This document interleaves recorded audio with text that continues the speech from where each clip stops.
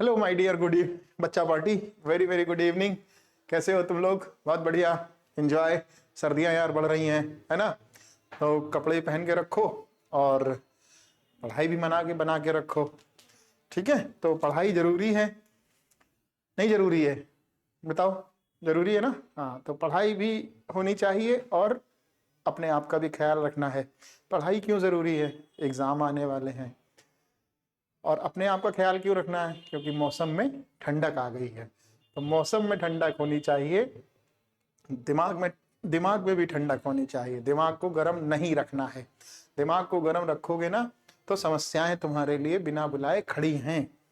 दिमाग को क्या रखना है? ठंडा रखना है। और पेट को गर्म रखना है। ठीक है। मौसम तो ठंडा है ही है, तुम जान ही रहे हो। तो इधर उधर की ज्यादा बातचीत नहीं करते हैं और हम लोग अपने न्यू चैप्टर पे आ जाते हैं तुरंत। और ये है हमारा अपना क्लास 12th का रिप्रोडक्टिव हेल्थ। देखो बच्चों, क्लास 12th के इस रिप्रोडक्टिव हेल्थ से नीट एग्जाम में मिनिमम 2 क्वेश्चन पूछे जाएंगे। 2 क्वेश्चन पूछे ही पूछे जाने हैं।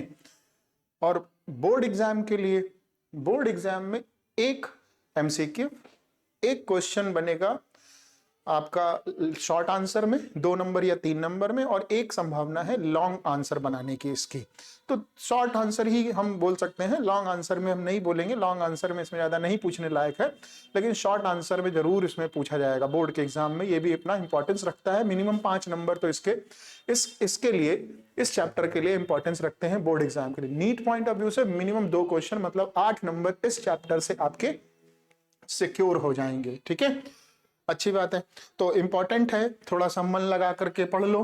ठीक है, मन लगा करके पढ़ लो, है ना? तो शुरुआत करें बगैर किसी देरी के।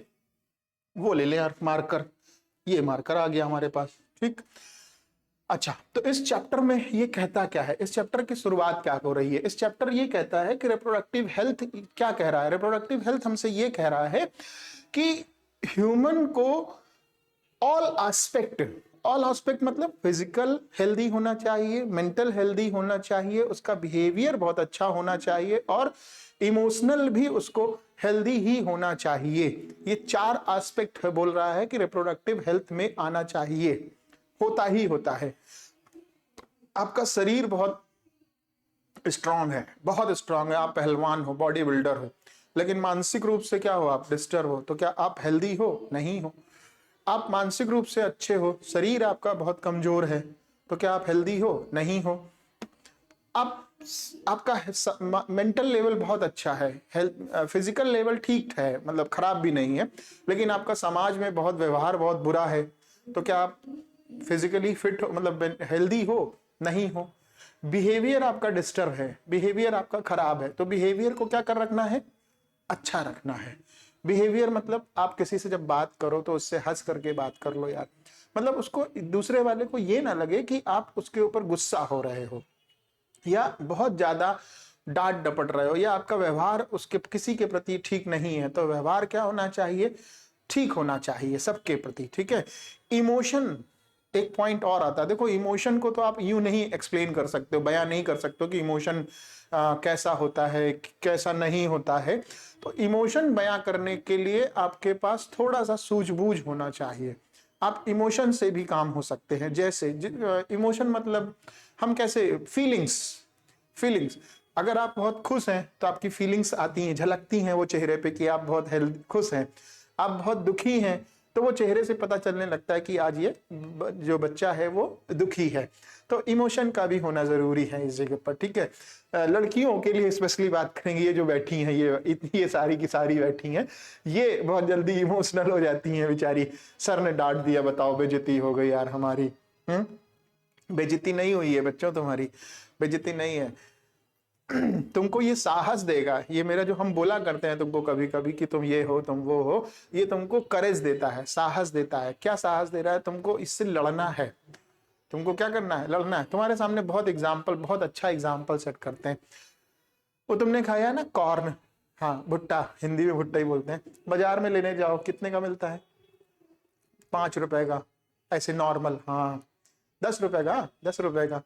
लेकिन जब वो आग में भून देते हैं उसको, तब वो कितने का हो गया? 15 रुपए का, 20 रुपए का, है ना? क्यों? जरा सोच के बताओ क्यों? उसकी कीमत बढ़ गई ना। क्यों बढ़ गई? इसलिए कीमत इसलिए बढ़ गई क्योंकि उसने अपने आप को आग में जलाया है। आग में जलाया नहीं, आग में तपाया है, तब वो निखरा के आया है, निखर गया है। ठीक इसी तरह से तुम भी अपने आप को तपा लो, तुम भी निखर जाओगे। निखरने का मतलब तुम्हारी कीमत जो है वो क्या हो जाएगी? बढ़ जाएगी। तो जब तक तुम अपने आप को तपाओगे नहीं किसी चीज में, तब तक तुम्हारी कीमत नहीं बढ़ेगी। कीमत नहीं बढ़ेगी। इंग्लिश में एक बहुत अच्छा सा स्टेटमेंट है क्या? When you learn then you are eligible to earn. When you learn then you are eligible to earn. समझ में आया? जब लर्न करोगे तब अर्न करने के काबिल बनोगे। जब लर्न होगा तभी अर्न कर पाओगे। और हिंदी में वही एग्जाम्पल, बहुत सिंपल सा एग्जाम्पल दिया। भुट्टा है, भुट्टे को नॉर्मल सी कीमत कितनी? 10 रुपए है। जब अपने आप को वो आग में तपा लेता है तब उसकी कीमत क्या हो जाती? बढ़ जाती। तो अपने आप को तुम तपाओ। हाँ, कैसे तपाए? पढ़ करके। और क्या? ये तुम कर क्या रहे हो? पढ़ नहीं रहे हो, तप नहीं रहे हो, तपना है तुमको, निखरना है ना। नहीं निखरना है, निखरना है। तो निखरने के लिए तुम्हें तपना तुम्हारा जरूरी है। ठीक है? तो अब चलो बकवास कम करते हैं, काम शुरू करते हैं। तो ह्यूमन रिप्रोडक्टिव हेल्थ का अपना नया चैप्टर है और इसको मन लगा करके पढ़ते हैं हम लोग। तो मन लगा करके पढ़ने के लिए क्या करते हैं? देख भाई, रिप्रोडक्टिव हेल्थ। अब सबसे पहला स्टेटमेंट आता है कि जिनेवा एक संस्था, WHO एक संस्था है। WHO क्या है? एक संस्था है। ये क्या कहता है? ये क्या कह रहा है WHO? WHO की संस्था का मतलब क्या है? WHO का संस्था का मतलब है वर्ल्ड हेल्थ ऑर्गेनाइजेशन। हाँ, वर्ल्ड हेल्थ ऑर्गेनाइजेशन है ये। वर्ल्ड हेल्थ ऑर्गेनाइजेशन कहाँ है? जिनेवा में है। वर्ल्ड हेल्थ ऑर्गेनाइजेशन कहाँ है? जिनेवा में है। इसने रिप्रोडक्टिव हेल्थ का मतलब क्या बताया? इसने रिप्रोडक्टिव हेल्थ का मतलब क्या बताया है? इसने रिप्रोडक्टिव हेल्थ का मतलब ये बताया है कि according to WHO Geneva, reproductive health mean a total well being in all aspect. Total well being in all aspect. Total well being of in all aspect reproduction. Reproduction के लिहाज से सारी चीजें इसमें संतुलित होनी चाहिए। क्या क्या संतुलित होना चाहिए? फिजिकली फिट होना चाहिए, अभी तुमसे डिस्कस किया हमने। अब कोई व्यक्ति है, मरीज है बेचारा, वो अस्पताल में लेटा, तुम उससे बोलो कि चलो वही फुटबॉल खेलते हैं, क्रिकेट खेलते हैं, क्या पॉसिबल है? नहीं पॉसिबल है, मर जाएगा बेचारा वो। एक तो वैसे भी ऑक्सीजन पे जी रहा है ICU में, और तुम उसको बोल लो चलो स्पोर्ट खेलते हैं, फुटबॉल खेलते हैं, मर जाएगा वो, नहीं खेल सकता है। तो फिजिकली फिट नहीं है वो। इमोशनली उसको फिट होना चाहिए। बात बात पे रोना नहीं आना चाहिए। जैसे ये लोग रोया करते हैं लड़कियां, तुम्ही को बोल रहे हैं मत रोया करो। बिहेवियर अच्छा होना चाहिए। देखो भाई, बिहेवियर अपना अच्छा रखोगे तो बिहेवियर सबसे दुरुस्त रहेगा। और बिहेवियर अच्छा रखोगे ना तो फायदेमंद चीज है। और बिहेवियर अगर अच्छा नहीं रखोगे तो मामला गंभीर है। यहाँ पर समझ लो अच्छे से। बिहेवियर अगर अच्छा रखोगे तो ठीक है, नहीं बिहेवियर अच्छा रखोगे तो समस्याएं तुम्हारे लिए बिना बुलाए खड़ी रहेंगी। समाज में तुमको कोई नहीं पूछेगा। और समाज में सामाजिक होने के लिए बिहेवियर तुम्हारा अच्छा होना चाहिए। ठीक है, चलो आगे बढ़ते हैं। और सोशली फिट, सोशली भी होना चाहिए। सोशली मतलब हाँ, सामाजिक रूप से कार्यकर्ता के रूप में भी तुम्हारी हैसियत होनी चाहिए। जैसे तुम्हारे घर में या तुम्हारे पड़ोस में कोई फंक्शन है छोटा सा, छोटा सा क्या, किसी की शादी ब्याह बारात है, या कोई कार्यक्रम है, तो तुमको उसमें इन्वॉल्व होना पड़ेगा। तुम्हारे जस्ट बगल वाला घर है, तो तुम क्या कहोगे? मुंह फुला बैठे रहोगे? नहीं इन्वॉल्व होंगे? मत इन्वॉल्व हो। तो तुम्हारा क्या है? बिहेवियर अच्छा है? नहीं, तुमको कोई नहीं पूछेगा। लेकिन तुम आगे से आगे, भैया ये वाला काम करना है, भैया ये वाला काम करना है, भैया यहाँ पे ये वाला काम करवा दो, भैया सब्जी ले आते हैं, भैया हलवाई वाले का काम देख लेते हैं। तो तुम्हारा बिहेवियर क्या है? झलक रहा ना इससे, तुम अच्छा व्यवहार कर रहे हो ना, तो तुमसे लोग जुड़ेंगे ना सामाजिक रूप से। सामाजिक रूप से जुड़ेंगे कि नहीं जुड़ेंगे? बिल्कुल जुड़ेंगे। तो व्यवहार भी अच्छा होना चाहिए। तो क्या WHO कहता है? WHO ये कहता है कि a total wellbeing in all aspect of reproduction, that means human should be physically fit, mentally fit, behaviourally fit और सोशली फिट होना चाहिए। ये WHO ये बोलता है। अगर इसमें से कोई एक चीज नहीं है तो वो ह्यूमन जो है वो फिट नहीं माना जाएगा WHO के अकॉर्डिंग टू। ठीक है, आगे बढ़ते हैं। ये इंपॉर्टेंट है, याद रखना इस बात को, तो ये इंपॉर्टेंट है। अच्छा, अब हेल्दी सोसाइटी क्या है, हेल्दी सोसाइटी क्या होती है, ये जरा समझ लेते हैं यार। हेल्दी सोसाइटी क्या है? हेल्दी एक सोसाइटी में लोग रहते हैं, एक सोसाइटी में क्या है, लोग रहते हैं। तुम भी तो रहते हो, हम भी रहते हैं, सब लोग सोसाइटी में रहते हैं। ऐसा नहीं कि सोसाइटी में नहीं रहते हैं। सोसाइटी डिपेंड करते हैं कि आप किस सोसाइटी में रह रहे हैं, समाज आपका कैसा है, अगल बगल वाले कैसे हैं, पास पड़ोस वाले कैसे हैं, दूसरे समाज वाले कैसे हैं। ये समाज का जो इफेक्ट है ना, वो बहुत ज्यादा पड़ता है पब्लिक के ऊपर, लोगों के ऊपर, खासकर बच्चों के ऊपर, छोटे छोटे बच्चों को जो क्लास 1 2 3 4 5 6 में पढ़ते हैं, उनके ऊपर समाज का बहुत प्रभाव पड़ता है। वो कैसे रह रहे हैं, क्या खा रहे हैं, क्या पी रहे हैं, उनका जो फ्रेंड कल्चर है वो कैसा है, उनके आपस में बातचीत करने का लहजा क्या है, ये सारी चीजों का बहुत असर पड़ता है समाज में।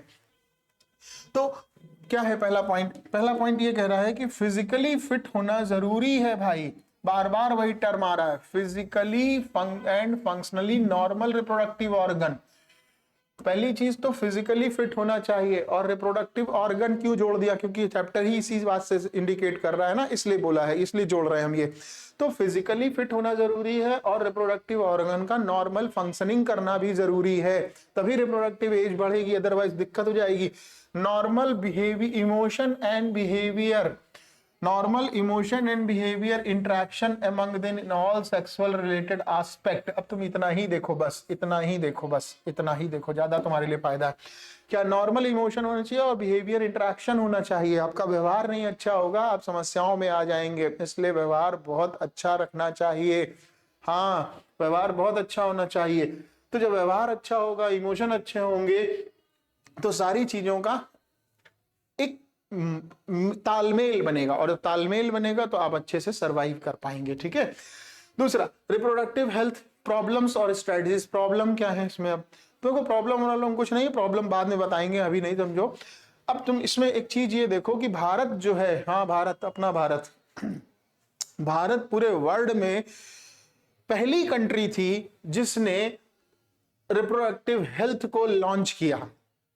पूरे वर्ल्ड में सबसे पहली कंट्री थी जिसने रिप्रोडक्टिव क्या कर दिया, रिप्रोडक्टिव हेल्थ को लॉन्च किया। पहली बार दुनिया में सोचा इस किसी ने कि क्या करना चाहिए, रिप्रोडक्टिव हेल्थ के बारे में सोचना चाहिए और उसके ऊपर प्रोग्रामिंग भी करनी चाहिए नेशनल लेवल पे।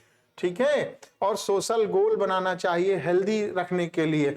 और इसका नाम क्या दिया? इसका नाम दिया गया फैमिली प्लानिंग। कब दिया गया? 1951 में दिया गया। ये बात याद रखो, बहुत इंपॉर्टेंट है। ठीक है। और लेटर वन ये क्या कर दिया गया? रीनेम कर दिया गया। क्या नाम रख दिया गया? RCH, मतलब human child reproductive health care. Human child reproductive health care नाम रख दिया गया। और इस रिप्रोडक्टिव, देखो लिखा, reproductive and child health care programme रख दिया गया नाम इसका बदल करके। मतलब टोटल भारत सबसे पहली कंट्री थी जिसने रिप्रोडक्टिव हेल्थ के बारे में सोचा और उसकी बाकायदा पूरी प्लानिंग की। कब किया? 1951 में किया, लेकिन इसका नाम बाद में बदल कर क्या रख दिया गया? Reproductive and child health care. Got it? अब ये जो चाइल्ड हेल्थ केयर है, रिप्रोडक्टिव चाइल्ड हेल्थ केयर है, इसका ऑब्जेक्ट क्या है, इसका मोटो क्या है? इसका मोटो क्या है? इसका मोटो है कि ये अवेयरनेस फैलाना है बेटा। क्या करना है? अवेयरनेस फैलाना है। समाज में क्या होनी चाहिए? जानकारी होनी चाहिए, अवेयरनेस होनी चाहिए। तो अवेयरनेस फैलाया गया। तो अवेयरनेस कैसे फैल सकती थी? तो गवर्नमेंट जो जो कर सकती है वो करती है। अब वो तुम्हारे ऊपर है कि तुम उस पर ध्यान दो कि ना दो, वो तुम्हारे ऊपर है यार। गवर्नमेंट जो कुछ कर सकती थी उसने किया। गवर्नमेंट को जो कुछ भी करना था वो सब उसने किया। क्या किया गवर्नमेंट ने? गवर्नमेंट ने ऑडियो विजुअल प्रिंट कराया, ऑडियो विजुअल लिया, प्रिंट मीडिया का सहारा लिया। ऑडियो विजुअल समझते हो ना? रेडियो पे इंफॉर्मेशन दी गई, टीवी पे चैनल्स पे इंफॉर्मेशन दी जा रही है। प्रिंट मीडिया का सहारा लिया। प्रिंट मीडिया मतलब समझ रहे हो? न्यूज़पेपर, मैगजीन्स, ये सब है, पोस्टर्स, बैनर, ये क्या है? प्रिंट मीडिया है। इनका सहारा लिया। किसने किया? गवर्नमेंट ने किया। और गवर्नमेंट के साथ साथ कुछ नॉन गवर्नमेंट ऑर्गेनाइजेशन भी थे, उन्होंने इन सब चीजों के बारे में क्या किया? अवेयरनेस फैलाया। क्या अवेयरनेस दिया? अवेयरनेस क्या दिया? अब इस कार्यक्रम में मेजर रोल किसका है? मेजर रोल जो है वो है पेरेंट्स का, रिलेटिव्स का, टीचर्स का, और सबसे ज्यादा जो इन्वॉल्वमेंट है वो है दोस्तों का। ये बहुत जरूरी है। दोस्त तुम्हारे कैसे हैं ये तुम्हारे ऊपर डिपेंड करता है। संगत कैसी है, संगत अच्छी होनी चाहिए। अगर संगत खराब है तो मामला गंभीर है। अगर कोई समस्या है और दोस्त आपको गलत राह पे ले जाएगा ना, तो दिक्कत खड़ी हो जाएंगी। तुम्हारे दोस्त अच्छे होने चाहिए, संगत अच्छी होनी चाहिए। कुल मिलाकर के ये कह रहा है। Introduction of sex education in school, school में सेक्स एजुकेशन के बारे में बताना चाहिए। अब दुर्भाग्य है कोनो बातें नहीं करता इस मामले में। सेक्स एजुकेशन स्कूल में तुम बतिया के देखो, लतिया दिए जाओगे। तो प्रॉपर इंफॉर्मेशन प्रोवाइड कराई जानी चाहिए स्कूलों में। किसके बारे में प्रोवाइड इंफॉर्मेशन होनी चाहिए? रिप्रोडक्टिव ऑर्गेनिज्म के बारे में तुमसे बात होनी चाहिए। रिप्रोडक्टिव ऑर्गेनिज्म तुमको अभी हमने पढ़ा दिया है यार, क्लास 12 में पढ़ाया, अभी पढ़ाया ना। अभी इसके पहले वाला चैप्टर था, इसके पहले वाला चैप्टर था, कौन सा था? Human reproduction, male reproductive organ, female reproductive organ, memory gland, menstrual, gametogenesis, और पार्चुरेशन, लैक्टेशन, सब तो बता के रखा हमने तुमको इसके चैप्टर के बारे में। फिर एल्डोसेंस के बारे में तुमको बताना चाहिए। एल्डोसेंस के बारे में तुम्हारे पास जानकारी होनी चाहिए। एल्डोसेंस मतलब प्यूबर्टी, प्यूबर्टी के दौरान प्यूबर्टी के बारे में तुम्हारे पास पूरी जानकारी होनी चाहिए कि मतलब जब हमारी एज 13 ईयर क्रॉस होगी या हो चुकी है तो उस समय क्या क्या परिवर्तन आए थे बॉडी में। 14 साल की उम्र में क्या क्या परिवर्तन आए थे। ये दाढ़ी वाड़ी देख रहे हो, कहां से आ गई है? हवा में आ गई क्या? नहीं ना, परिवर्तन आया होगा ना कभी ना कभी तो। सेफ और हाइजीन सेक्सुअल प्रैक्टिसेस होनी चाहिए, सेफ और हाइजीनिक सेक्सुअल प्रैक्टिस होनी चाहिए। इसके अलावा इंफॉर्मेशन होनी चाहिए आपके पास किसकी? कुछ खतरनाक बीमारियों की। इन बीमारियों को क्या कहते हैं? इन बीमारियों को कहते हैं सेक्सुअल ट्रांसमिटेड डिजीज। कुछ बीमारियां होती हैं जो सेक्सुअल ट्रांसमिटेड डिजीज में आती हैं, और एक खतरनाक बीमारी है कौन सी? HIV, ads. एड्स का पूरा नाम बताओ तो? Acquired amino deficiency syndrome. हाँ, HIV का? हाँ बोलो। ह्यूमन इम्यूनोवायरस। अच्छा ठीक। तो ये सारी चीजें इंफॉर्मेशन होनी चाहिए, ठीक है। तो इसमें इंपॉर्टेंट क्या है? ये सारी चीजें होनी चाहिए। ऑब्जेक्टिव है ये सारे RCH के, रिप्रोडक्टिव हेल्थ के। अच्छा, अब स्ट्रेटजी क्या है? अब स्ट्रेटजी इसके ऊपर क्या बन रही है? देखो भाई, स्ट्रेटजी इसके ऊपर बड़ी सिंपल बन रही है। क्या है? पीपल स्पेशली फर्टाइल कपल मतलब जिनका नया नया अभी विवाह हुआ है, those are in marriageable age group. Marriageable age group कितनी होती है? महिलाओं के लिए 18 साल, पुरुषों के लिए 21 साल। ठीक है, ये पुराना वाला डेटा है, NCERT में यही लिखा हुआ है। नया डेटा क्या है? नया डेटा है महिलाओं के लिए 21 साल, पुरुषों के लिए 24 साल। बिल्कुल जो अभी भारत सरकार ने डेटा जो दिया है मैरिजेबल एज के लिए, फीमेल्स की एज मिनिमम 21 साल होनी चाहिए, और मेल की एज मिनिमम जो होनी चाहिए वो कितनी होनी चाहिए? 24 ईयर होनी चाहिए। But as per the NCERT data, female marriage age should be 18 year above and male marriageable age should be 20 year and above। अगर तुमसे ये क्वेश्चन एग्जाम में पूछेगा तो तुम बताओगे फीमेल की एज मिनिमम 18 साल से ऊपर होनी चाहिए और मेल की एज मिनिमम 21 साल से ऊपर होनी चाहिए, तभी विवाह पॉसिबल है, लीगल है। ये NCERT का डेटा है। अगर तुम अभी रिसेंट डेटा की बात करोगे तो फीमेल की एज मिनिमम 21 साल हो गई है और मेल की एज मिनिमम 24 साल हो गई है, ठीक है। अब इनके पास क्या क्या इंफॉर्मेशन होनी चाहिए? चाइल्ड बर्थ ऑप्शन होने चाहिए कि बच्चा अभी करना है कि नहीं करना है। दूसरा, केयर ऑफ प्रेग्नेंट मदर, अगर मदर प्रेग्नेंट हो गई है, फीमेल प्रेग्नेंट हो गई तो उसकी केयर होनी चाहिए, मतलब गाली गलौज नहीं होना चाहिए, उसके साथ मारपीट नहीं होना चाहिए, उसका व्यवहार अच्छा होना चाहिए, उसके साथ किया जाने वाला व्यवहार भी अच्छा होना चाहिए, ठीक है। Post natal care of mother and child, देखो ये पॉइंट बहुत इंपॉर्टेंट है भाई। ये पॉइंट इसलिए इंपॉर्टेंट है कि अगर मदर जो है प्रेग्नेंट हुई है, महिला प्रेग्नेंट हुई है, तो वो आगे चल करके बच्चे को जन्म देगी। बच्चे के जन्म देने के बाद बच्चे की तो केयर बहुत जरूरी है, ठीक है। इसके अलावा महिलाओं के शरीर में तमाम सारे परिवर्तन होते हैं, इसलिए वो भी वहां पर भी केयर करना जरूरी है। मतलब बच्चे के जन्म देने के बाद महिलाओं की केयर करना भी जरूरी है। That is called post natal care of child and infant. बच्चे की तो केयर करनी पड़ेगी ना, बच्चा नहीं केयर करोगे तो फिर समस्याएं आ जाएंगी बच्चे को, ठीक है। इसके अलावा प्रेग्नेंट महिला, जो वो महिला बच्चे को जो जन्म दे चुकी है, उसको ये भी पता होना चाहिए कि ब्रीस्ट फीडिंग कराने का क्या इंपॉर्टेंस है। ब्रीस्ट फीडिंग का इंपॉर्टेंस तुमको मैंने मेमोरी ग्लैंड में पढ़ाया था, क्या पढ़ाया था कि बच्चे के जन्म से लेकर के उसके 6 महीने तक बच्चे को प्रॉपर मदर मिल्क फीड कराना जाना चाहिए। क्यों कराना जाना चाहिए? क्योंकि मदर के मिल्क में बहुत सारी इंपॉर्टेंट चीजें होती हैं। क्या क्या होता है पहले तो तुम बता दो, मैंने लिखवाया भी है, कंपोजिशन ऑफ मिल्क लिखवाया था। क्या है? सबसे पहला तो मदर के मिल्क में कोलेस्ट्रम है, कुछ दिनों तक ही निकलता है, शुरुआत में हल्के पीले रंग का होता है। उसके अंदर क्या है? IgA इम्यूनोग्लोबुलिन है, पैसिव इम्यूनिटी प्रोवाइड कर रहा है। इसके अलावा केसीन प्रोटीन है, मिल्क रिच प्रोटीन है। इसके अलावा क्या है? मिनरल्स बहुत सारे हैं, मिनरल्स बहुत सारे हैं। तो ये बच्चे को क्या करेंगे? बच्चे के डेवलपमेंट में उसका हेल्प करेंगे, बच्चे को सपोर्ट करेंगे, बच्चे की हेल्थ को अच्छा रखेंगे। इसलिए मिल्क फीडिंग का इंपॉर्टेंस जरूरी है ये। और अब तुम मॉल में चले जाओ, स्टेशन पे चले जाओ, वहां चले जाओ, क्या नाम है तुम्हारा, वो जहां से हवाई जहाज उड़ते हैं, हाँ क्या नाम है उसका, एयरपोर्ट वहां चले जाओ तो वहां पे अलग से एक चैम्बर बना है मिल्क फीडिंग चैम्बर के लिए। मिल्क फीडिंग का एक चैम्बर अलग से बना के रखा गया है कि जो भी मदर छोटे बच्चों को लेकर के चल रही हैं, यात्रा कर रही हैं, उनके लिए एक अलग से मिल्क फीडिंग चैम्बर बना के रखा गया है कि इसमें महिलाएं अपने बच्चों को सुरक्षित तरीके से दूध पिला सकती हैं। बहुत सारी मॉल में भी बना हुआ है, एयरपोर्ट में भी है, रेलवे स्टेशन पे भी है, कुछ अच्छे बस स्टैंड है उनमें भी है।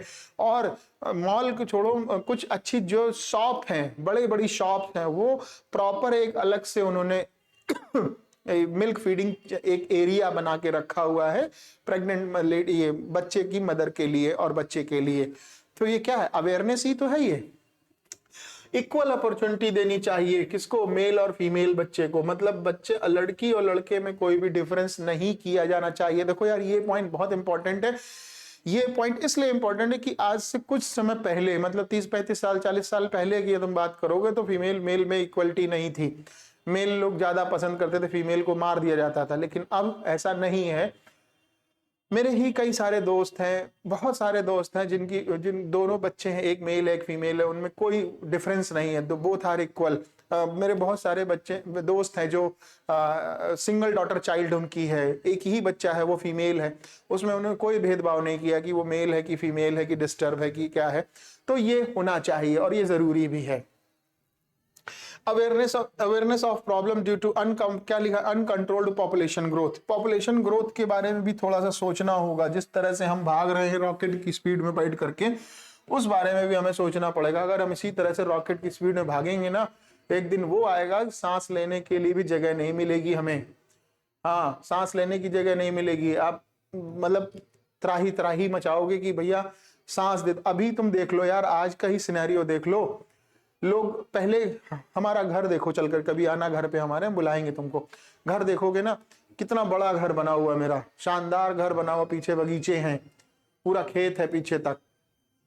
हाँ, यही घर में, यही इसी शहर में ही है मेरा, बड़ा ठीक ठाक घर है, बहुत बड़ा घर है। लेकिन तुम लोग का देखो, तुम लोग किसमें रह रहे हो? फ्लैट में रह रहे हो। फ्लैट का क्या है? फ्लैट का क्या, बस तुम्हारे 2 कमरे, एक वॉशरूम, एक बरामदा, एक हॉल के अलावा तुम्हारे पास कोई स्पेस नहीं है। पड़ोस में क्या हो रहा किसी को कोई मतलब नहीं है, पड़ोस मर गया कि नहीं मरा कुछ नहीं मतलब है। एक एग्जांपल तुमको हम शेयर करते हैं कि हमारे दोस्त थे यार, अब दुनिया में नहीं है, योगेश सर थे, योगेश थे सर, फिजिक्स पढ़ाते थे, IIT कानपुर से उन्होंने बीटेक किया था। बहुत अच्छे थे, बहुत बढ़िया, नो डाउट अल्टीमेट फिजिक्स पढ़ाते थे, कुछ लोग जानते भी होंगे। वो बेचारे फ्लैट में रहते थे, अब उनकी डेथ हो गई आकस्मिक, कुछ प्रॉब्लम्स थी शारीरिक में, हेल्थ फिजिकली इश्यूज थे उनको, उनकी डेथ हो गई। भाई साहब, उनके फ्लैट में मतलब कितने लोग रहते हैं? 4 लोग एक फ्लैट में, टोटल 4 खंड का उनका फ्लैट था। मतलब कितने हो गए? 16 families are living there, were living there. ठीक है, उनके डेथ टाइम पर कोई भी वहां मौजूद नहीं था फ्लैट में। क्यों? क्योंकि किसी को कोई मतलब ही नहीं है, किसी को कोई मतलब नहीं है कि फ्लैट में कौन रह रहा है कौन नहीं रह रहा, उसके घर में क्या हुआ, मर गया कि जिंदा हो गया कि क्या हो गया, कोई मतलब नहीं है। तो ये क्या है? लोग आपस अपने आप में ही बिजी हैं इतना ज्यादा कि वो समाज में, ये क्या है, सामाजिक लेवल क्या है, तुम समझ चुके होगे सामाजिक स्तर क्या है। सामाजिक स्तर गिर गया है, बिल्कुल गिरा हुआ है। लोग अपने आप में ही बस अपने इंपॉर्टेंस देना चाहते हैं, पड़ोस में कौन रह रहा नहीं पता। अब तुम गांव चले आओ किसी दिन, तुम पूछ लो कि भैया फलाने कहाँ रहते हैं, वो पूरी चिट्ठी निकाल के रख देंगे उसकी, कि तुम उनके लड़का हो, कि तुम उनकी बिटिया हो, कि वो वहां राहत रहे, उनकी बिटिया वहां ब्याह ही है, तुम उनके दामाद हो, कि तुम उनके फूफा हो। ये सारी चीजें हैं। गांव आज भी व्यवहार लेवल पे एक बेस्ट एग्जाम्पल है, एक यूनिटी है। तुम वो पिक्चर देखो ना, पंचायत सीरीज देख लो, उसमें वो आता है ना अभिषेक त्रिपाठी, हाँ वही IIT कानपुर रेजोनेंस, हाँ वो क्या है, वो अनजान था ना, उसके अपने शहर से बिल्कुल गांव आ चुका था, लेकिन अंत में क्या हुआ उसके साथ, वो पूरा उसका परिवार बन गया कि नहीं बन गया, लोग उसको जानते थे, लोग सुख दुख में आना जाना, शामिल होना, हर चीज में तो शामिल है। क्या है ये? व्यवहार कुशलता का एक परफेक्ट एग्जाम्पल है बेटा, ठीक है। अवेयरनेस होनी चाहिए। अब अनकंट्रोल्ड पॉपुलेशन ग्रोथ, हम अनकंट्रोल्ड पॉपुलेशन ग्रोथ की बात कर रहे थे, हाँ यही एग्जांपल है अनकंट्रोल्ड पॉपुलेशन के। फिर सोशल एविल्स हैं। सोशल एविल्स क्या है? सेक्सुअल अब्यूज हो रहा है, सेक्स रिलेटेड क्राइम हो रहे हैं। तुम रोज अखबार उठा करके देखो भाई, अखबार में तुम डेली अखबार में मिनिमम 2 खबरें ऐसी तुमको मिलेंगी जो सेक्स अब्यूज होगा या सेक्स रिलेटेड क्राइम होगा। सेक्स रिलेटेड क्राइम बहुत होते हैं, बहुत क्राइम होते हैं। अभी कुछ दिनों पहले वेस्ट बंगाल में देखो, वो वो जो कार मेडिकल कॉलेज था, doctor RG car medical university college, वहां पर समस्याएं खड़ी हुई। क्या हुआ? वो थी ना डॉक्टर मोमिता करके थी, कि सेक्सुअल क्राइम हुआ कि नहीं हुआ। तमाम समाज में बहुत से लोग ऐसे हैं जो इस तरह की गतिविधियों में लिप्त हैं। तुमको इनसे बचना है और लोगों को जागरूक भी करना पड़ेगा कि देखो ये सब चीजें गलत बात है। अब ये सब चीज कैसे कर पाओगे तुम? जब तक इसके बारे में नहीं पढ़ोगे तब तक तुम नहीं सोच सकते हो, ना इसके बारे में समझ सकते हो। तुम समझोगे कब? जब तुम्हारे साथ या तुम्हारे किसी करीबी के साथ ये सारी घटनाएं हो जाएंगी, तब तुमको समझ में आएगा कि ये गलत है। अदरवाइज तुम्हें क्या फर्क पड़ रहा है? कोई फर्क पड़ रहा है तुमको? कोई फर्क नहीं पड़ता है तुम्हें। क्यों? क्योंकि तुम अपने आप में बिजी हो। क्यों? क्योंकि तुम्हारा व्यवहार नहीं अच्छा है। तो व्यवहार अच्छा होना चाहिए, बिहेवियर अच्छा होना चाहिए, तभी तुम ये पढ़ पाओगे, तभी कर पाओगे। ये चैप्टर तुमको सिर्फ पढ़ना नहीं है, इस चैप्टर को समझना होगा, तुम्हें मानसिक रूप से समझना होगा कि तुमसे ये चैप्टर कहना क्या चाह रहा है। समझ रहे हो? चलो आगे बढ़ते हैं।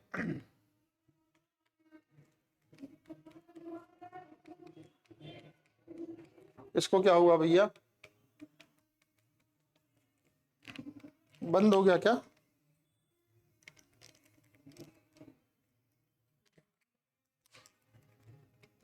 सक्सेसफुल इम्प्लीमेंटेशन कैसे किया जाए? तो सक्सेसफुल इम्प्लीमेंटेशन के लिए बहुत सारे प्लान हैं।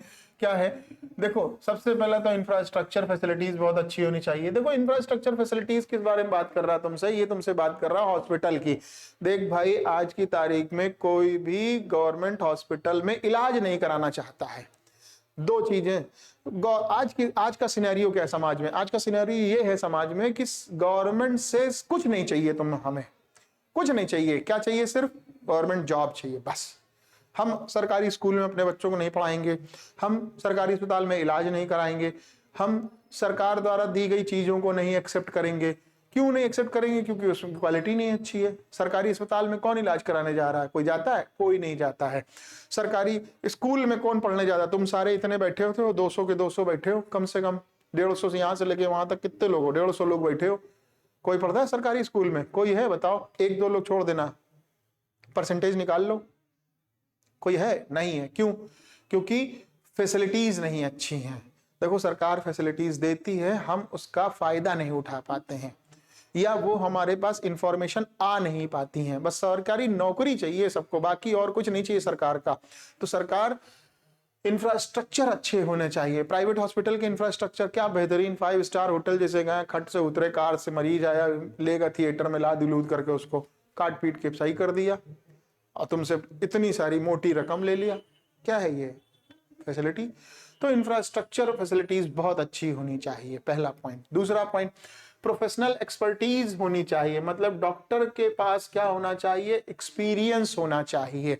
नया नया डॉक्टर तुम्हारा ऑपरेशन करेगा, मार देगा तुमको। तो क्या होना चाहिए? एक्सपीरियंस होना चाहिए, प्रोफेशनल एक्सपर्टाइज होना चाहिए। दूसरा, मटेरियल सपोर्ट होना चाहिए। मटेरियल सपोर्ट का मतलब यहाँ पर ये है, अभी जैसे कोविड टाइम पे था, कोविड टाइम या हॉस्पिटल, गवर्नमेंट हॉस्पिटल की बात करें, भैया वो ब्लड चढ़ना है तो ब्लड ही नहीं है वहां पर, तो मरीज के जो सपोर्टिव लोग हैं, जो उनकी फैमिली मेंबर्स हैं, उनको दौड़ाया गया, भैया जाओ फलाने जी का ब्लड लेके आओ। तो क्या है ये मटेरियल सपोर्ट की आवश्यकता, मटेरियल सपोर्ट नहीं मिल पाया, या ऑक्सीजन की जरूरत चाहिए तो ऑक्सीजन के लिए दलाल खड़ा है उधर साइड में, इतना पैसा दो तो तुमको हम ऑक्सीजन अवेलेबल करवा देंगे, या इतना पैसा दो तो तुमको बेड दिलवा देंगे, या इतना पैसा दो तो हम फलाने डॉक्टर से विजिट करवा के तुम्हारी हेल्थ सही करवा देंगे। तो मटेरियल सपोर्ट नहीं मिल पा रहा है, ये सारी चीजें नहीं मिल पा रही हैं। लेकिन इन सब चीजों को सही करने के लिए इन सब चीजों का सही होना जरूरी है। अब सरकार ध्यान दे रही है, ऐसा नहीं कि अब नहीं दे रही, अब दे रही, पहले नहीं देती थी यार। तो अभी इंफ्रास्ट्रक्चर भी बेहतरीन कर दिया गया, एक्सपर्टीज भी बढ़ा दी गई है, प्लस मटेरियल सपोर्ट भी दे दिया गया। गवर्नमेंट ने बकायदा फंड इसके लिए इशू करके रखा है कि जितना फंड चाहिए उतना लो, लेकिन पब्लिक को सपोर्ट मिलना चाहिए। क्यों मिलना चाहिए? क्योंकि आज पब्लिक अवेयर हो चुकी है, आम जनता जो है, हम जैसे लोग जो हैं क्या हो चुके हैं, अवेयर हो चुके हैं, अपने अधिकारों को जानते हैं। कैसे जानते हैं? हमारे पास नॉलेज है। कहां से आई? पढ़ा है ना, तो पढ़ाई तुमने की है, जब पढ़ाई करोगे तो तुम्हारे पास क्या आ जाएगा? अवेयरनेस आ जाएगी। हाँ, तो अवेयरनेस आ गई है। ये कुछ एसेंशियल जो चीजें हैं, ये सब चीजें होनी चाहिए। अब इसके अलावा क्या कहता है कि essential provide the medical assistant and care to people the reproduction selected problem like pregnancy के बारे में पूरी इंफॉर्मेशन होनी चाहिए, डिलीवरी के बारे में पूरी इंफॉर्मेशन होनी चाहिए, सेक्सुअल ट्रांसमिटेड डिजीज के बारे में तुम्हें पता होना चाहिए, एबॉर्शन के बारे में तुम्हें पता होना चाहिए, और कॉन्ट्रासेप्शन मेंस्ट्रुअल प्रॉब्लम्स के बारे में तुम्हें पता होना चाहिए, और इसके अलावा इनफर्टिलिटी के बारे में भी तुम्हें पता होना चाहिए। एटलीस्ट ये पता होना चाहिए कि ये समस्याएं क्या हैं। इन जब समस्याएं क्या है तुम्हारे पास जानकारी है तो तुम इससे निपट लोगे यार। ये समस्याएं आएंगी तो निपट लोगे, बहुत आसानी सी बात है। तुमको मैं बिल्कुल एक लेटेस्ट एग्जांपल दे रहे हैं, हमारे साथ मेरी ही अपना एक्सपीरियंस है। एक हमारे ही फैमिली मेंबर में एक लोगों का टेस्ट होना था, मेडिकल चेकअप होना था, वो प्राइवेट हॉस्पिटल में जो है वो लगभग 10,000 के आसपास जा रहा था। बहुत नॉर्मल कीमत है, 10,000 के आसपास जा रहा था। लेकिन अब उनके पास इतना वो नहीं था, सपोर्ट नहीं था कि ये कहाँ से लाएंगे पैसा। तो एक रास्ता हमसे पूछा गया, बताया कि साहब आप फला वाले गवर्नमेंट हॉस्पिटल में चले जाओ, वहां पे आपका काम हो जाएगा। वो अवाक हो गए, ये ऐसा भी होता है क्या सर? हमने हाँ होता है। तो वो गए, 1 रुपए का पर्चा बनवाया, वो 10,000 रुपए का टेस्ट 1 रुपए में हो गया। और क्या हुआ? अवेयरनेस मिल गई उनको, बस उनका काम हो गया। आज भी थैंक यू बोल जाते हैं कभी कभी, भैया आप नहीं होते, समस्याएं थी हमारे लिए, तो हो गया ना उनका काम। चलो आगे बढ़ते हैं। अब बेटर टेक्निक क्या है, क्या है टेक्निक्स क्या होनी चाहिए इम्प्लीमेंटेशन की। देखो इम्प्लीमेंटेशन की ये क्या है, एमनियोटिक, ये तो उसके बारे में बात कर रहे हैं हम तुमसे। एमनियोटिक फ्लूइड के बारे में बात होने जा रही है। तो एमनियोटिक फ्लूइड को थोड़ा सा रोकते हैं अभी हम। हाँ, ये एमिनियोसेंटेसिस के बारे में तुमसे बात हो रही है यार। एमिनियोसेंटेसिस के बारे में जरा देख लेते हैं। एमिनियोसेंटेसिस कब हुआ? एमिनियोसेंटेसिस हम कब करते हैं? हम एमिनियोसेंटेसिस करते हैं 14 से 16 हफ्ते की प्रेगनेंसी में। सबसे पहला पॉइंट तो यही इंपॉर्टेंट है। एमिनियोसेंटेसिस कब करेंगे? 16 से 14 हफ्ते में करेंगे। कैसे करते हैं? With the help of long surgical needle. और इसको अमनियोटिक फ्लूइड इससे हम निकाल लेते हैं, और अमनियोटिक फ्लूइड निकालने के बाद हम इसमें चेक करते हैं कि आखिरकार है क्या। तो अमनियोटिक फ्लूइड में क्या क्या आता होगा? अमनियोटिक फ्लूइड में क्या क्या आता है? अमनियोटिक फ्लूइड में स्किन आ जाएगी बच्चे की, लिवर आ जाएगा थोड़ा सा, और उसका प्लेसेंटा वगैरह भी, ये सब चीजें आ जाएंगी। तो इस अमनियोटिक फ्लूइड का हम करेंगे क्या? तो अमनियोटिक फ्लूइड का हम टेस्टिंग करते हैं। क्यों टेस्टिंग करते हैं? हम ये पता लगाने की कोशिश करते हैं कि बच्चे को कोई समस्या तो नहीं है। क्या समस्याएं हैं हो सकती हैं? पहला, जेनेटिक डिसऑर्डर तो उसको नहीं है। कौन सा जेनेटिक ऑर्डर? सिंड्रोम नहीं होना चाहिए। मतलब कौन सा सिंड्रोम है ये कौन सा सिंड्रोम है? डाउन सिंड्रोम नहीं होना चाहिए। डाउन सिंड्रोम हीमोफीलिया जैसी प्रॉब्लम तो नहीं है, सिकल सेल एनीमिया तो नहीं है, या मस्कुलर डिस्ट्रॉफी तो नहीं है। ये कुछ क्रोमोसोमल एबनॉर्मेलिटी है या जेनेटिक डिसऑर्डर है। अगर ये समस्याएं, इन समस्याओं का पता लगाने के लिए हम एमनियोसेंटेसिस जैसी प्रोसेस का इस्तेमाल करते हैं। पहला सवाल तुमसे पूछेगा एमनियोसेंटेसिस कब करते हैं? तो एमनियोसेंटेसिस हम करते हैं 14 से 16 हफ्ते के बीच में। दूसरी चीज, एमनियोसेंटेसिस हम क्यों करते हैं? एमनियोसेंटेसिस हम करते हैं जेनेटिक डिसऑर्डर का पता लगाने के लिए। जेनेटिक डिसऑर्डर का पता लगाने के लिए, इसके अलावा मेटाबॉलिक डिसऑर्डर का पता लगाने के लिए, इसके अलावा डिटेक्शन ऑफ सेक्स के लिए भी हम पता लगाने के लिए करते हैं। डिटेक्शन ऑफ सेक्स का मतलब ये नहीं कि मेल है कि वो फीमेल है, ये नहीं पता लगाने के लिए कोशिश कर रहे हैं, हम ये देखने की कोशिश कर रहे हैं कि बार बॉडीज तो उसके अंदर नहीं प्रेजेंट है। लेकिन लोग यहां पर डिटेक्शन ऑफ सेक्स के बारे में ज्यादा इंफॉर्मेशन लेने लगते हैं, तो इस टेक्निक को सेक्स डिटर्मिनेशन के लिए नहीं इस्तेमाल किया जाता है, ये बैन है पूरी तरह से, याद रखना। अभी एमटीपी में पढ़ेंगे इसके बारे में हम लोग, ठीक है। दूसरी चीज कि एमिनियोसेंटेसिस, देखो सैचुरेटरी बैन है, ये देखो लिखा हुआ है, ये सैचुरेटरी क्या है, बैन कर दिया गया है। किसके लिए बैन कर दिया गया है? सेक्स डिटर्मिनेशन के लिए बैन करके रखा गया है। देखो सेक्स डिटर्मिनेशन के लिए बैन है, क्यों? लीगली चेक किया जा रहा है कि फीमेल फीटस तो नहीं है। अगर फीमेल फीटस तो लोग उसको क्या कर देंगे, मार देंगे। इसलिए भारत सरकार ने इस प्रोसेस को फीटस चेकिंग मतलब सेक्स डिटर्मिनेशन के लिए पूरी तरह से बंद करके रखा हुआ है, ठीक है, बंद करके रखा हुआ है। अब इसी चीज को हमने लिख के फिर से वहीं दे दिया था, ये 14 से 16 हफ्ते में करते हैं निडिल से। ये देखो एक लंबी सी निडिल लेके आए ना, देखो दिख रही है लंबी सी निडिल, नहीं दिख रही है? ये देखो एक लंबी सी निडिल जा रही है, कहाँ? एमनियोटिक फ्लूइड में। इससे यहाँ से फ्लूइड लिया जाएगा, और फ्लूइड में क्या क्या मिल जाएगा हमें? बहुत सारी चीजें मिल जाएंगी। फ्लूइड से बहुत सारी चीजें मिल जाती हैं, तो फ्लूइड से स्किन मिल गया, लिवर मिल गया, थोड़ा बहुत, है ना, ये सब चीजें मिल जाती हैं। तो इससे हम क्या पता लगा लेते हैं एमनियोटिक फ्लूइड का, ठीक है। समझ में आ गया? एमनियोसेंटेसिस याद रखना इंपॉर्टेंट है, एमनियोसेंटेसिस बहुत इंपॉर्टेंट है, एमिनियोसेंटेसिस बहुत इंपॉर्टेंट है, ठीक है। आगे बढ़ते हैं। अब indicator of improve the sexual reproductive society क्या है? बेटर अवेयरनेस होनी चाहिए, बेटर अवेयरनेस होनी चाहिए हमको। दूसरा, increase the type of equation mediate assisted to deliver, better post natal care होनी चाहिए, ठीक है, ये सारी चीजें होनी चाहिए। क्या है ये? Number of couple with small family should be increase. उसके बाद बेटर डिटेक्शन किया जाना चाहिए, क्योर ऑफ एसटीडी की जानी चाहिए। ओवरऑल ऑल मेडिकल फैसिलिटीज और सेक्स रिलेटेड प्रॉब्लम को क्या होना चाहिए? इसको बड़ा किया जाना चाहिए, मतलब मेडिकल इश्यूज ना बनने पाए, इसलिए हेल्थ केयर का होना बहुत जरूरी है। ये बात ध्यान रखना, इंपॉर्टेंट है ये बात तुम्हारे लिए, ठीक है। अब देखो पॉपुलेशन क्या बोलती है तुमसे, इतनी तो बात हो गई, बहुत बेसिक लेवल की बात की है। अब तुमसे पॉपुलेशन के बारे में बात करते हैं। पॉपुलेशन एक्सप्लोजन क्या है? देखो बेटा पॉपुलेशन क्या है, देखो पॉपुलेशन किसी भी एक छोटे एरिया में, किसी भी एक एरिया में नंबर ऑफ इंडिविजुअल कितने रह रहे हैं, ये पॉपुलेशन है। जैसे तुम्हारी बिल्डिंग है, फ्लैट है तुम्हारा, है ना, वो पूरा एक मान लेते हैं बिल्डिंग सोसाइटी है, तो सोसाइटी है उसमें मान लेते हैं 100 लोग रह रहे हैं, तो वो 100 लोग क्या हो गया? उस एरिया का पर्टिकुलर एक पॉपुलेशन हो गया। ऐसे कोई दूसरी सोसाइटी होगी उसमें 200 लोग रह रहे होंगे, तो दोनों सोसाइटी को मिला करके पॉपुलेशन पूछा जाए तो तुम क्या बताओगे? सर दोनों सोसाइटी को मिला करके 300 पीपल का पॉपुलेशन बन रहा है। तो वही चीज बोल रहा है, the total number of individual species present in a given species present in a given particular time और area, ये पॉपुलेशन बोल रहा है। वर्ल्ड पॉपुलेशन डे कब होता है? वर्ल्ड पॉपुलेशन डे होता है 11 जुलाई को, याद रखना, ये बात इंपॉर्टेंट है।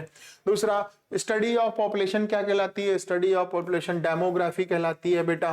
दूसरा, पॉपुलेशन की यूनिट क्या? पॉपुलेशन की यूनिट हम खुद हैं, इंडिविजुअल, हम लोग क्या है? इंडिविजुअल हो गए ना, तो इंडिविजुअल हो गए, हम ही लोगों से मिलकर क्या बना? समाज बना, समाज से मिलकर क्या बना? सोसाइटी, सोसाइटी से क्या बना? पॉपुलेशन बन गया, शहर बना, शहर से क्या हुआ? जिला बना, जिले से क्या हो गया? राज्य बना, राज्य मिलकर क्या बना? देश बना, क्या हो गया? पॉपुलेशन हो गया कि नहीं हो गया? पॉपुलेशन हो गया। तो भारत की पॉपुलेशन अभी कितनी है? भारत की पॉपुलेशन अप्रैल 2021 तक, ये एनसीईआरटी का डेटा है, ध्यान रखोगे, भारत की पॉपुलेशन अप्रैल 2021 तक कितनी है? 1.38 बिलियन, 1.38 बिलियन पॉपुलेशन है भारत की अभी तक की। तो 2021 तक का डेटा है बेटा, ये तो 2024-25 आने वाला है, भूल जाओ। उसके बाद भारत में पहली जनगणना कब हुई? भारत में पहली जनगणना हुई 1872 में। भारत में पहली जनगणना कब हुई? 1872 में। लास्ट सेंसस कब हुआ था? 2011 में हुआ था। लास्ट सेंसस कब हुआ था? 2011 में हुआ था। हर 10 साल में जनगणना होती है ना, तो अब 2011 के 10 साल बाद क्या हुआ? 2021 आया, लेकिन उस वक्त क्या था? कोविड था, तो जनगणना नहीं हो पाई थी। तो अनुमानित जनगणना निकाली गई, ये होगी ठीक है, एक एक्सपेक्टेड रेशियो निकाला गया अनुमानित जनगणना का। तो ये कुछ डेटा है जो इंपॉर्टेंट है, तुमसे एक एक नंबर में क्वेश्चन पूछे जाने की गुंजाइश है। बोर्ड में, नीट में एमसीक्यू पूछ सकता है 4 नंबर का, तुमको पता ही है, कर ले जाओगे, बहुत अच्छी बात है। वर्ल्ड पॉपुलेशन देखते हैं, इंडियन पॉपुलेशन देखते हैं। वर्ल्ड की पॉपुलेशन 1990 में कितनी थी बच्चों? वर्ल्ड पॉपुलेशन 1990 में कितनी थी? 2 बिलियन। भारत में अब देखो, इधर आ जाओ, 2000 में कितनी हो गई? 100 साल हो गए ना, 100 साल में कितनी हो गई? 6 बिलियन। कितना बढ़ गया? 3 गुना हो गया, ट्रिपल एक्स टाइम हुआ ना। ठीक है, 2011 में आ जाओ, 7.2 बिलियन हो गई, 1 बिलियन बढ़ गई। 10 साल में 1 बिलियन पॉपुलेशन बढ़ी। पूरे वर्ल्ड की बात कर रहे हैं। 1900 में कितनी थी? 2 बिलियन। 2000 में कितनी हो गई? 3 गुना हो गई, 6 बिलियन हो गई। 2011 में देखा गया तो 7.2 बिलियन निकल गया। अब भारत की बात करो, 1951 में कितनी थी? 350 मिलियन। 350 मिलियन है ना, कितना हुआ? 35 करोड़ हुआ ना। 2001 में कितना हो गया? 1 बिलियन हो गया सीधे सीधे। मतलब ये 35 से सीधे क्या हो गया? 100 करोड़। 50 साल में 100 करोड़ सीधे। देख लो अंतर, देख लो, 35 से सीधे 100, बम्पर पैदावारी। 2011 में कितनी हो गई? 1.2 बिलियन। देख रहे हो, 1.2 बिलियन। 2021 में अभी बताया, 2021 में कितनी? 1.38 बिलियन। 1.2 से 1.38 बिलियन। तुम 2011 की बात हो रही है, सॉरी 21 की बात हो रही है। अभी वर्तमान में 150 करोड़ क्रॉस कर गया। रेशियो क्या है भारत में? ये रेशियो ये बता रहा है कि अगर तुम भारतीयों को देखोगे 2001 के हिसाब से, तो हर छठा भारतीय, पूरी पॉपुलेशन में हर छठवां व्यक्ति इंडियन है। हर छठा व्यक्ति इंडियन है। मतलब पूरी दुनिया की तुम पॉपुलेशन निकाल के ले आओ, उसमें तुमको हर छठे नंबर पे एक भारतीय जरूर मिलेगा। तो दैट इज 6.6:1। 2000 की सेंसस रिपोर्ट क्या कहती है? Population growth rate was still around कितना? 1.7%। 2001 की ये सेंसस रिपोर्ट कह रही है कि 1000 में 17 व्यक्ति हर साल कौन होते हैं? इंडियन होते हैं। अब 2011 में रिपोर्ट क्या कह रही है? 2011 में ये रिपोर्ट बढ़ करके हो गई 2% हो गई। मतलब हर 20 व्यक्ति हो गए। तो यहां पर इंपॉर्टेंट है, इसलिए अंडरलाइन कर रहे हैं तुम्हारे लिए। ये सारे टर्म इंपॉर्टेंट हैं, ये सारे टर्म इंपॉर्टेंट हैं। ठीक है, ये इंपॉर्टेंट है, ये लाइन सारी इंपॉर्टेंट है बच्चों। ऐसे नहीं लिखा जा रहा है ये सारी चीजें। ठीक, आगे चलते हैं। रीजन क्या है पॉपुलेशन का बढ़ने का? रीजन क्या है पॉपुलेशन बढ़ने का? देखो भैया, ऐसे रीजन क्या होते हैं पॉपुलेशन बढ़ने के? सबसे पहली चीज तो आज की तारीख में कोई मरना नहीं चाहता है, कोई भी मरना नहीं चाहता। जरा से छींक आएगी, खांसी आएगी, अस्पताल ले चलो, इनको 14 दिन से ज्यादा अस्पताल ले चलो। अभी कल के अखबार की बात है, आज ही कल की घटना है, बिल्कुल फ्रेश घटना है। भारत के पूर्व प्रधानमंत्री डॉक्टर मनमोहन सिंह, क्या हुआ? उनका देहांत हो गया। 92 वर्ष के थे। 1932 में जन्म हुआ था उनका, सितंबर में। ठीक है, अब जन्म हुआ था, वो नहीं रहे तो, लेकिन फिर भी अंतिम सांस में कहाँ थे? एम्स में भर्ती थे। एम्स में उनके जो मीडिया सेल है एम्स की, उन्होंने आधिकारिक पुष्टि की कि डॉक्टर मनमोहन सिंह जो है वो भारत के पूर्व प्रधानमंत्री अब इस दुनिया में नहीं रहे। तो हॉस्पिटल डेथ रेट 0 हो गया। डेथ रेट बिल्कुल है ही नहीं, डेथ रेट खत्म ही हो चुका है यार, डेथ रेट बचा ही नहीं है। डेथ रेट तो डेथ रेट नहीं है, कोई मरना ही नहीं चाहता डेथ रेट में, तो मरेगा कहां से? कोई है ही नहीं डेथ रेट के लिए आसपास, दूर दूर तक नहीं है डेथ रेट में। तो डेथ रेट खत्म हो गया है। ठीक है, डेथ रेट खत्म नहीं हो गया है, डेथ रेट कम हो गया है। ऐसे समझो यार, सीधे सीधे डेथ रेट कम हो गया है। मैटरनल मोर्टेलिटी रेट बढ़ गया है, मैटरनल मोर्टेलिटी रेट बढ़ गया है। रैपिड डिक्लाइन, पहले की घटनाएं देखो, पहले की हम बात कर रहे हैं, पास्ट की, जब मेडिकल फैसिलिटीज ज्यादा नहीं थी तब की हम बात कर रहे हैं तुमसे। तो पहले जब मेडिकल फैसिलिटीज नहीं थी तो मृत्यु होती थी तो पूरे गांव का गांव खत्म हो जाता था बीमारियों से। एक बीमारी आई गांव में और इलाज नहीं मिला और पूरा पूरा गांव का गांव खत्म हो जाता है। भाई साहब, किस दुनिया में जी रहे हो तुम? डेथ रेट बहुत ज्यादा बढ़ा हुआ था। मैटरनल मोर्टेलिटी रेट MMR बहुत ज्यादा था। बच्चे की, मतलब ये समस्याएं बहुत कॉमन थी कि भाई प्रेग्नेंट महिला है, अब मदर को बचा पाना असंभव है, बच्चे को बचा लिया जाएगा, या बच्चे और मदर में से किसी एक की जान बचा सकते हैं, बताओ किसको चूज कर लो। तो ये है। इन्फेंट मोर्टेलिटी रेट थे ये सब चीजें बहुत ज्यादा थी पहले, अब नहीं है। पहले increase the number of people, reproductive age, ये एक बड़ी समस्या है। रिप्रोडक्टिव एज में भारत किसका देश है? नौजवानों का देश है। चाइना किसका देश है? बूढ़ों का देश है। जापान किसका देश है? एडल्ट्स का देश है। क्यों? क्योंकि ये सब पॉपुलेशन में हमसे ज्यादा है। जापान नहीं है, चीन तो आगे था ना, अभी चीन पीछे हो रहा होगा तो हो रहा होगा, अदरवाइज हमें नहीं लग रहा हो रहा है। ये चीजें आई। अब पॉपुलेशन ग्रोथ जो है वो किसके ऊपर डिपेंड करती है? बर्थ रेट के ऊपर डिपेंड करती है। बर्थ रेट के ऊपर डिपेंड करती है। डेथ रेट तो है ही नहीं यार आज की दुनिया में, कोई मरना ही नहीं चाहता। नेचुरल डेथ अगर हो गई तो हो गई भाई साहब, नहीं तो कोई मरना नहीं चाहता है आज की दुनिया में। ठीक है, माइग्रेशन डिपेंड करता है। माइग्रेशन का मतलब कुछ लोग जा रहे हैं और कुछ लोग क्या हो रहे हैं? आ रहे हैं, तो माइग्रेशन भी हो रहा है। माइग्रेशन में क्या है? सब बराबरी है। एज और सेक्स रेशियो, एज और सेक्स रेशियो, एज तुमको बताइए 18 साल महिलाओं के लिए, 21 साल पुरुषों के लिए। गिवन डेटा एनसीईआरटी का क्वेश्चन पूछेगा, ये बताओगे नॉर्मल कितना हो गया? 24 साल पुरुषों के लिए और 21 साल महिलाओं के लिए। ठीक है, नंबर ऑफ लाइव बर्थ 1000 साल में नेवर नेगेटिव, कभी भी नेगेटिव हुआ ही नहीं लाइव बर्थ तो। ठीक है, और डेथ रेट भी नेगेटिव, ग्रोथ रेट में भी नेगेटिव, ग्रोथ रेट में भी नेगेटिव हो सकता है, लेकिन ओवरऑल बर्थ रेट क्या हो जाएगा? वो घूम फिर करके पॉजिटिव हो जाएगा। नंबर ऑफ डेथ देखेंगे तो नंबर ऑफ डेथ जो है वो मोर्टिलिटी रेट के। माइग्रेशन क्या है? इमिग्रेशन मतलब कोई आ गया, और इमिग्रेट मतलब कोई यहां से चला गया। ठीक है, अब ये कुछ एक्स्ट्रा पॉइंट हमने दे दिए हैं। क्या एक्स्ट्रा पॉइंट दिए हैं? कि female individual active reproductive age जो होती है वो 15 साल से 16 साल के 15 साल से 44 साल के बीच की ये रिप्रोडक्टिव एज है। ठीक है, रिप्रोडक्टिव एज है। डेमोग्राफिक ट्रांजिशन क्या है? डेमोग्राफिक जो ट्रांजिशन होता है वो जीरो पॉपुलेशन ग्रोथ होता है, मतलब कि कोई भी ग्रोथ हुई नहीं अभी तक। Birth rate equal to death rate, जितने लोग पैदा हुए उतने लोग मर गए, तो क्या हुआ? पॉपुलेशन कांस्टेंट हो गई, तो वही लिखा हुआ जीरो पॉपुलेशन ग्रोथ हुई। अब बर्थ रेट और इमिग्रेशन, बर्थ रेट और इमिग्रेशन क्या होता है? डेथ रेट और इमाइग्रेशन, मतलब जितने लोग जन्मे और कुछ लोग आ गए। मान लेते हैं 50 लोग ने जन्म लिया और 10 लोग आ गए। 50 लोग ने जन्म लिया और 10 लोग किसी दूसरे शहर से आ गए, तो टोटल कितना हो गया? 60 हो गया। और डेथ रेट मान लेते हैं 10 लोग मरे, 10 लोग मरे और 50 लोग यहां से क्या हो गए? चले गए। 50 लोग यहां से क्या हो गए? चले गए, तो ये कभी भी बराबर होगा। ठीक है, अब बर्थ रेट और बर्थ रेट हमेशा ज्यादा होगा डेथ रेट से, डेथ रेट की तुलना में। क्या है? ये पॉजिटिव पॉपुलेशन ग्रोथ हो रही है। भाई बच्चे ज्यादा जन्म ले रहे हैं, मरना कोई चाह नहीं रहा, तो पॉपुलेशन क्या होगी? बढ़ेगी, तो पॉजिटिव इंडिकेटर है। और अगर बर्थ रेट घट जाए, बर्थ रेट क्या हो जाए? घट जाए, और डेथ रेट बढ़ जाए, तो मरने वालों की संख्याएं भी क्या है? बहुत ज्यादा है। बच्चे क्या हो रहे हैं? कम हो रहे हैं। मान लेते एक महीने में बच्चों की जन्मे बच्चों की संख्या 10 है और मरने वालों की संख्या हो गई 60, तो क्या हो गया? ये नेगेटिव इंडिकेटर है पॉपुलेशन का। ठीक है, नेगेटिव इंडिकेशन है पॉपुलेशन का। बात समझ में आई? नहीं आई?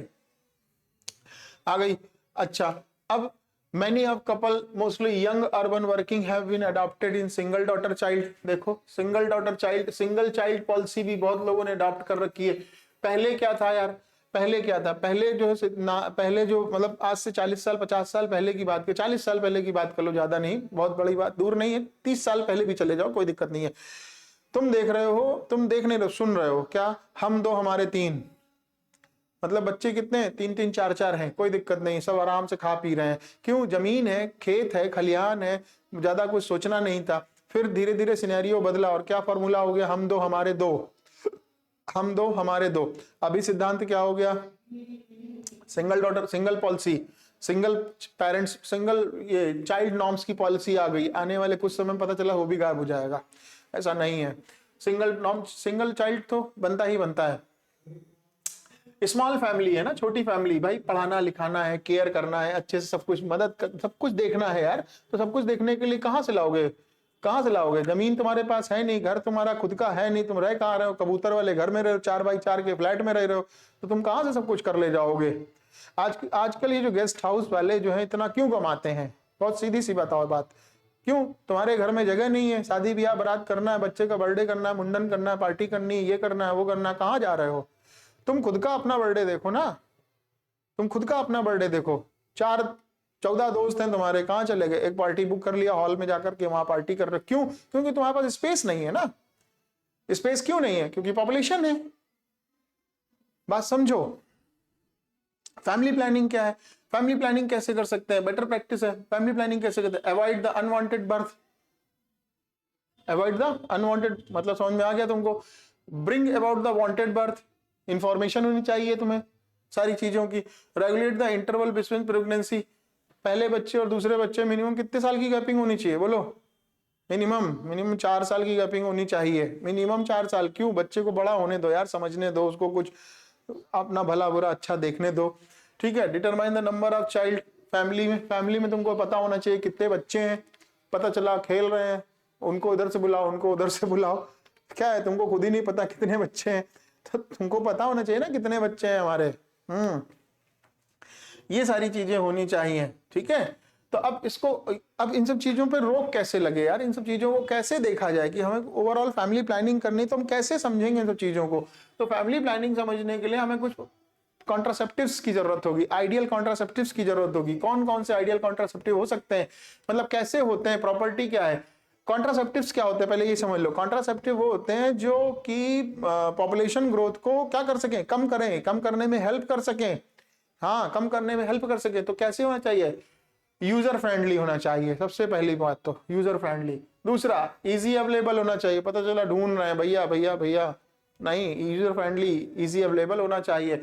इफेक्टिव होना चाहिए, प्रभाव उसका होना चाहिए। Reversible with a number of at least side effect होने चाहिए, रिवर्सिबल नहीं होना चाहिए, या हो भी तो बहुत कम हो और उसके साइड इफेक्ट ना के बराबर होने चाहिए ये। दूसरा, it should be number of interface to sexual desire और ड्राइव, मतलब इस प्रोसेस में भी कोई दिक्कत नहीं आनी चाहिए। ये कुछ एग्जांपल्स देखो मैंने बना के दिए हैं तुमको जो कॉन्ट्रासेप्टिव्स के हैं। कुछ इंटरसेप्टिव्स हैं ये क्या है ये कुछ प्रॉपर्टीज हैं, ये कुछ एग्जांपल्स मैंने तुमको बना के दिए हैं। ये क्या है, कॉन्डम है, ये फीमेल कॉन्डम है, ठीक है, ये फीमेल कॉन्डम, ये वॉल्ट है, कैप है, ये स्पर्मसाइडल जेल है, ठीक है, कॉपर टी है, माला डी है, ये सब चीजें कुछ एग्जांपल्स के रूप में तुमको हमने दिखाई हैं। अब समस्या ये आ रही है, अब सवाल ये आ रहा है कि इन सब चीजों को रोका कैसे, मतलब पॉपुलेशन को कंट्रोल कैसे किया जाए। तो भाई पॉपुलेशन को कंट्रोल करने के लिए हमें कॉन्ट्रासेप्टिव्स का होना हमारे पास जरूरी है, ये बात तुम ध्यान रखो, तुम्हारे लिए इंपॉर्टेंस भी है इस चीजों की, ठीक है। तो ये सब चीजें इंपॉर्टेंस रखती हैं तुम्हारे लिए, ध्यान रखो सब चीजों के बारे में।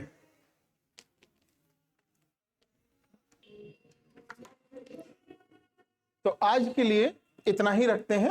अब इसके आगे का चैप्टर, मतलब इसके आगे का टॉपिक जो है हम लोग अब नेक्स्ट लेक्चर में हम लोग पढ़ेंगे इसको, ठीक है। तो इस चैप्टर से रिलेटेड हमने तुमको डीपीपी आज ही दी है, इस डीपीपी को सॉल्व करो तुम, ठीक है, जहां तक भी हो सकता है वहां तक सॉल्व करो। हाँ, और 12th वाले हो ना तुम सारे लोग, हाँ, तो तुमको बोर्ड के एग्जाम में भी प्रैक्टिस करनी है। तो तुम क्या करोगे, तुम अभी एमसीक्यू की प्रैक्टिस करो बेटा। एमसीक्यू की प्रैक्टिस इसलिए करो क्योंकि तुम्हारे बोर्ड एग्जाम में एमसीक्यू भी आते हैं, पहले नहीं आते थे लेकिन अब आते हैं। हाँ, तो एमसीक्यू की प्रैक्टिस करोगे, जितना चैप्टर मैंने पढ़ाया उतना एमसीक्यू की प्रैक्टिस करो, और जो क्वेश्चन नहीं बनेंगे वो हमसे तुम लगातार पूछते तो रहते ही हो और पूछोगे भी, ठीक है। तो आज के लिए इतना बहुत है, अगले शुरुआत करते हैं नेक्स्ट लेक्चर से, और इसके आगे का चैप्टर हम लोग, इसके आगे का चैप्टर नहीं, इसके आगे की बात हम लोग आने वाले टाइम पे, कल ही आएगा हमारा आने वाला टाइम, तो हम लोग करेंगे, ठीक है। Okay, bye. और ये देख लो जरा नीचे, ये देखो क्या है, ये दिखा, लाइक, सब्सक्राइब, शेयर, सब्सक्राइब, भूलते तो नहीं हो, भूला मत करो, ठीक है। हाँ, तुम लोग भी, चलो बाय।